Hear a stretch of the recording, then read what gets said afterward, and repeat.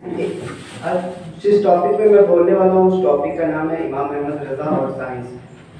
हम अक्सर साइंस जब पढ़ते हैं अपने सिलेबस में या क्लासरूम में पढ़ते हैं तो अल्बर्ट आइंस्टाइन का नाम पढ़ते हैं, न्यूटन का नाम पढ़ते हैं, रदरफोर्ड का नाम पढ़ते हैं, जे थॉमसन का नाम पढ़ते हैं, डाल्टन का नाम पढ़ते हैं, लेकिन अपने आलिमों का नाम या मुस्लिम किसी भी आलिम दीन का नाम नहीं पढ़ते। इसी ताल्लुक से मैं कुछ इमाम अहमद रज़ा की जो रिसर्च थी साइंस में उसके ताल्लुक से कुछ बोलना चाहता हूँ। इमाम एक थ्योरी दी गई थी अर्थ रोटेशन के ताल्लुक से, जिसे सबसे पहले साइंसदान जिसका नाम पाइथागोरस है उन्होंने दिया था। जब उन्होंने इस पे रोटेशन पे थ्योरी दी थी तो उनको चर्च ईसाइयों ने फांसी पे चढ़ा दिया था, क्योंकि जो अर्थ रोटेशन का मामला है ये किसी भी धार्मिक ना बाइबल में आता है, ना हिंदुओं के धर्म में आता है, ना किसी भी धर्म में किसी भी किताबों में नहीं आता। जब पाइथागोरस ने पहली बार अर्थ रोटेशन के बारे में बताया था तो उन्हें फांसी दे दी गई थी। फिर कुछ दिनों बाद एक और साइंटिस्ट आए, महान साइंटिस्ट थे प्रोफेसर कॉपरनिकस जिनका नाम था। उन्होंने बताया था उनकी बातों पर उन्हें फांसी तो नहीं दिया गया, लेकिन उनकी बातों पर कुछ लोगों ने इख्तिलाफ किया और कुछ लोगों ने सपोर्ट भी किया।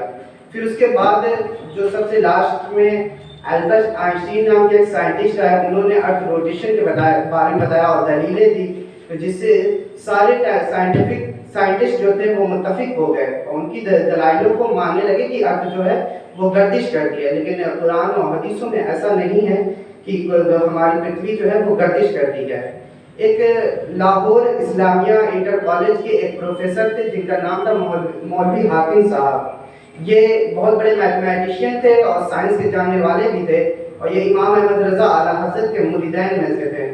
जब अल्बर्ट आइंस्टीन ने ये थ्योरी दी कि हमारी पृथ्वी जो है वो गर्दिश करती है, तो उन्होंने आला हज़रत को एक पत्र लिखा और कहा कि हज़रत आप कुरान और हदीस से ये बताएं कि कुरान और हदीस में पहले से है कि हमारी पृथ्वी जो है गर्दिश करती है, उसे मैं भी मानता हूँ और ये हमारे कुरान में पहले से है। इस्लाम इस बात को पहले से कहता है, जिससे साइंस का जो हो वो इस्लामीकरण हो जाए। तो आला हज़रत ने जवाब दिया कि हर चीज साइंस से मुत्तफिक हो जाना ये साइंस का इस्लामीकरण नहीं होगा, बल्कि इस्लाम का साइंस में साइंसीकरण हो जाएगा। तो इमाम अहमद रज़ा ने जो पहली तो किताब लिखी जो मौलवी हाकिम साहब ने, उसमें हदीसों से और कुरानों से दलाइल दिए कि हमारी से जो पृथ्वी है वो गर्दिश नहीं करती।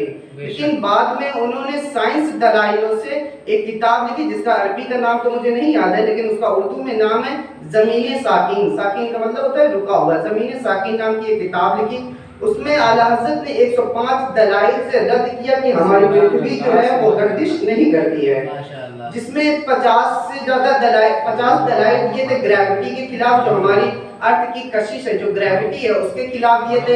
12 से ज्यादा दलाइल दिए थे जो हमारी अर्थ रिपल्सन करती है, यानी कि फेंकने की जो कुव्वत है उसके ऊपर, और 43 दलाइल दिए थे कि हमारी अर्थ जो रोटेट करती है उस पे दिए थे। तो कुल मिला के 105 दलाइल दिए थे। और जब आला हज़रत ने ये किताब लिखी तो इसको जर्मनी भेजी गई, इटली भेजी गई और अमेरिका की यूनिवर्सिटी भेजी गई। जब जर्मनी के साइंटिस्टों ने इसको पढ़ा तो उन्होंने एक किताब लिखी। सैकड़ों साइंटिस्ट जब आला हज़रत की इन दलीलों को पढ़े तो उनके आला हज़रत के सपोर्ट में आ गया। उन्होंने एक किताब लिखी जिसका नाम ही रखा 100 ऑथर अगेंस्ट आइंस्टाइन, उस किताब का नाम रखा।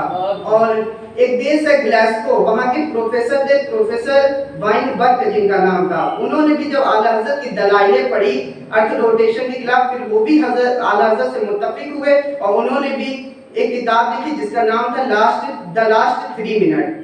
तो इस तरह इमाम अहमद रज़ा खान फाज़िल बरेलवी जो थे वो बहुत बड़े साइंस आलिम दीन, मुफ्ती, मुफक्किर तो थे ही और साथ में साइंसदान भी थे। और इसी तरह साइंस जो कहता है कि वाटर जो होता है, पानी जो होता है वो कलरलेस होता है, उसका कोई रंग नहीं होता।